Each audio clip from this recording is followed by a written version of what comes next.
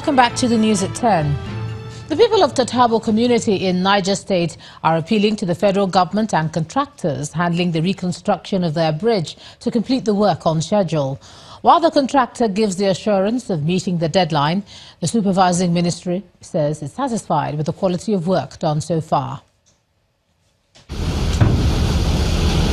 In 2017, the Tatabo Bridge in Mokwa area of Niger State collapsed due to flooding, causing gridlock on the highway linking other northern states of the country. The situation was so pathetic that the Vice President had to visit the site to see the damage done and ensure that the contractors begin repair works immediately.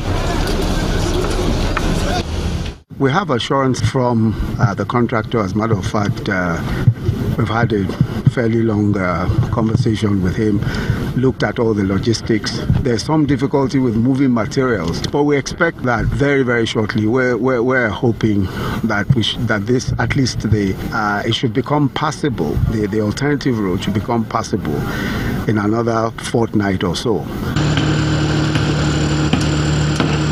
And less than a year after the Vice President's visit, the contractors handling the project say they are already putting finishing touches to it. The work has been satisfactory, and to the Federal Ministry of Power Works and Housing specification, the percentage of completion now is 60%. Residents are grateful for the development, but call for early completion of the work. We thank God for government to look us, to assist all this project to fast for this bridge.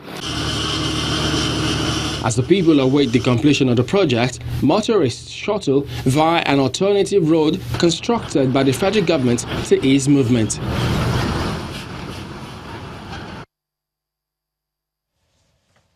The Speaker of the House of Representatives, Dogara, has described the state of the Ajaokuta steel mill as a disaster in need of urgent attention. Mr. Dogara was speaking during an oversight visit to the plant in Kogi State, north-central Nigeria. For the state governor, Ajaokuta, the recovered looted funds should be pumped into the complex to make it functional. The Ajaokuta Steel Company in Kogi State, north-central Nigeria, is the country's largest steel mill, located on a 24,000 hectare of green field. Since its establishment in 1979, the steel company has faced a series of operational challenges, despite several efforts by successive governments to bring it back to life. The visit by the Speaker of the House of Representatives, Dogara, and the Minister of State for Mines and Steel Development to the steel company is another eye-opener to the level of abandonment the facility has faced over the years. I'm not surprised here today. They are accompanied by the Governor of Kogi State, Ajaokuta, who is advocating that recovered looted funds should be used to make the plant functional.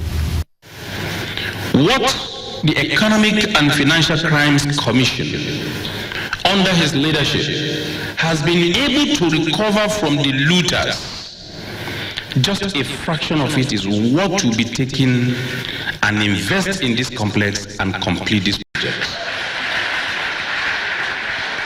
And my future, your future, and the future of our children will be guaranteed.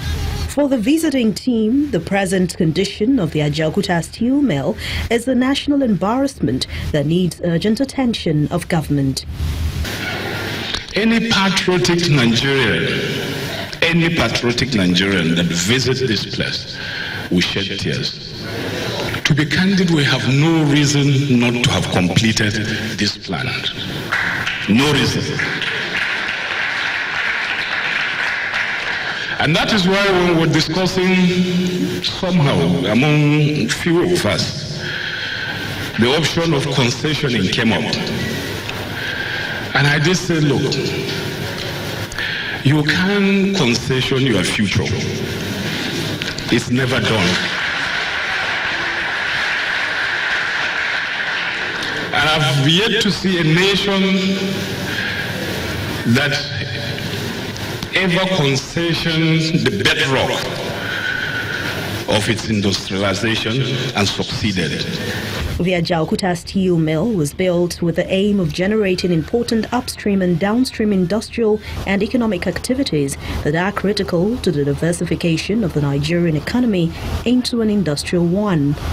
The plant, if completed, will engage over 500,000 youths who are seeking employment.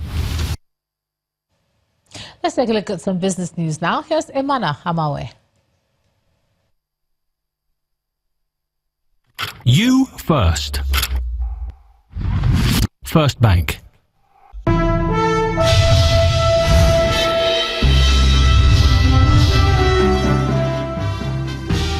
Hello and welcome to Business News. The Minister of Finance, Mrs. Kemi Ajaokuta, says the federal government is committed to increasing the country's tax to gross domestic product ratio from its current 6% to 12% by the year 2020. Mrs. Ajaokuta, who disclosed this at the tax conference organized by the United Nations and the Organization for Economic Cooperation and Development in New York, hinted that Nigeria was among the lowest tax-paying countries in the world. The minister also held a private meeting with the head of the OECD's Global Forum on Exchange of Information, which focused on Nigeria's efforts to develop international partnerships aimed at securing taxpayer information.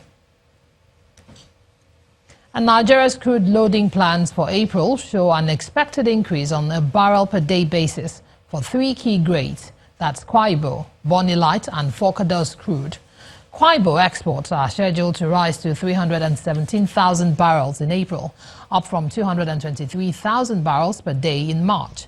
Similarly, Forcados exports are expected to rise to 262,000 barrels on 10 cargoes, up from 248,000 barrels in March, while Bonny Light exports are seen higher from 161,000 barrels per day in March to 163,000 barrels. In the meantime, the loading program indicates that about 10 cargoes for March, including Agbami, Bonny and Era, are left to trade. The World Bank has announced the approval of $486 million credit facility to Nigeria for electricity grid improvement. Reuters reports that the bank's investment comes under the Nigeria Electricity Transmission Project, which looks to increase the country's power transfer capacity. The funding will also enable the 11 distribution companies across Nigeria to supply consumers with additional power. This is the first World Bank direct funding of Nigeria's electricity market under the Buhari government since it took office nearly 3 years ago. And local equities end Friday's session in the green with a marginal 0.08% added to the last two recovery sessions recorded this week. Layo Adegoke has more.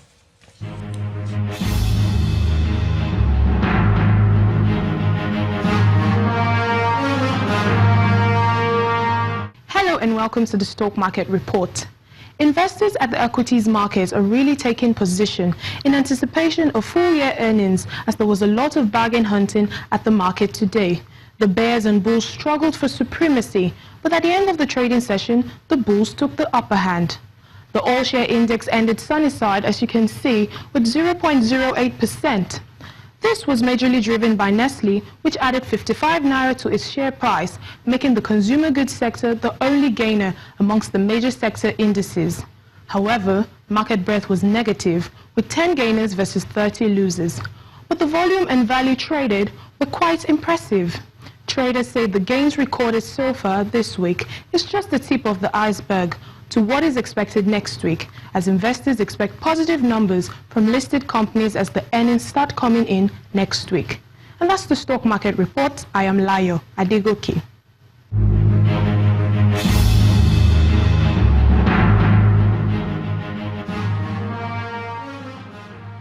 Markets in the United States ended Friday's session with a rebound after authorities say that indictments of 13 Russians alleged to have meddled with the U.S. presidential elections in 2016 had no effect on the results. It's also a mostly positive close for other major world markets. Let's see the numbers.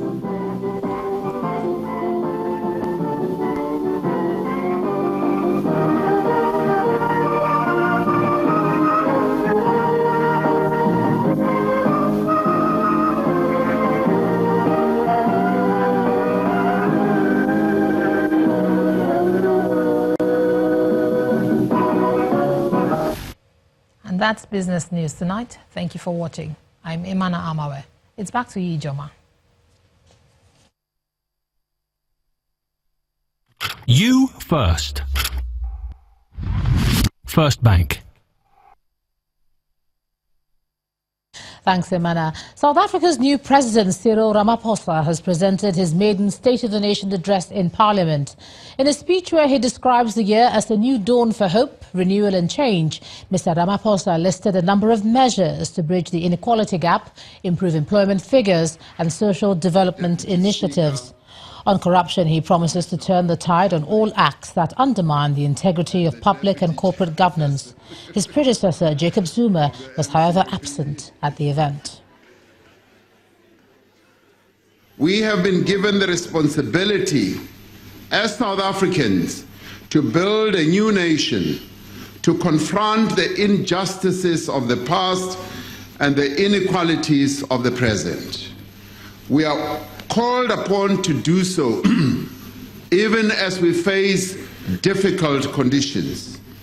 The state that we are in as a nation, poverty levels rose in 2015, unemployment has gone up and inequality has persisted. For several years, our economy has not grown at the pace needed to create enough jobs so that we can lift our people out of poverty. Now, the African continent has witnessed the departure of some of its prominent leaders in the last 3 months. What makes their exit from power interesting is the fact that they voluntarily relinquished power to avoid unnecessary bloodshed and crisis for their countries. Our correspondent, Temitope Fagbemi, takes a look at Africa's changing faces and its significance for the continent. Therefore, come to the decision to resign as President of the Republic with immediate effect. With those words, Jacob Zuma resigned as President of South Africa on Wednesday, February 14, reluctantly heeding orders from the ruling African National Congress to bring an end to his 9 scandal-plagued years in power. Congress is due. His resignation comes 3 months after Zimbabwe's sit-tight president, Robert Mugabe, resigned, bringing an end to 37 years of rule and sparking jubilant celebrations on the nation's streets.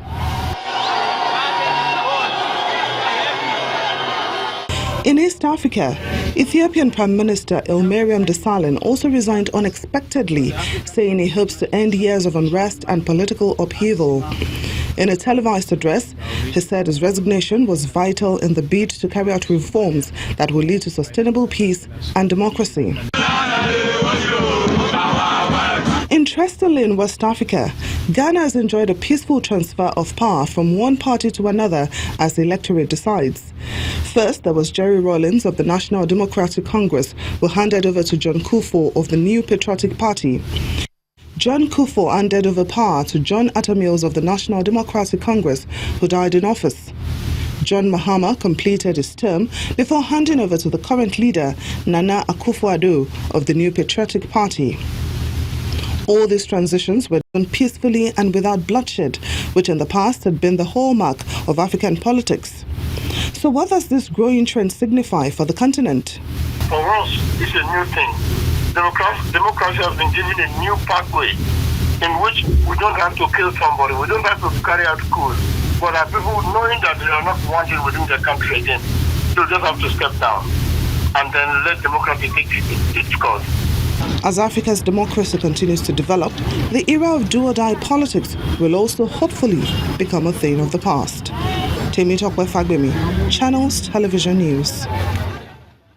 We have some news just coming into us now. 3 female suicide bombers struck Konduga local government area of Borno State around 9:30 p.m. For now, it's not clear if there are casualties or not, and this is coming in from the summer evacuation team. Again, to say that 3 female suicide bombers have struck in Konduga local government area of Borno State, and that strike occurred around 9:30 p.m., we're told. For now, it's not clear if there are casualties or not. Still ahead on the news at 10, Nigeria's Simidele Adiagbo makes history, becomes first African woman to compete in the skeleton event at the Winter Olympics. That's on Sports News. Join us again.